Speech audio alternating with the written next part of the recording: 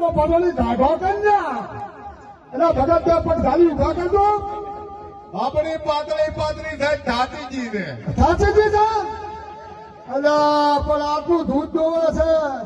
ગાયો ભેંસું દોવે અને દૂધ ની પીતી હોય ભલાદમી અમારી કોક કરક લાગે તો કોઈ એના પેટમાં તો લાગતું જ નથી હવે એને બાધા કોઈ હોત ભલે ભાઈ ચમ કે બાધા લીધેલી હોત પૂછી પીવે અલ્યા દેહાન બોલો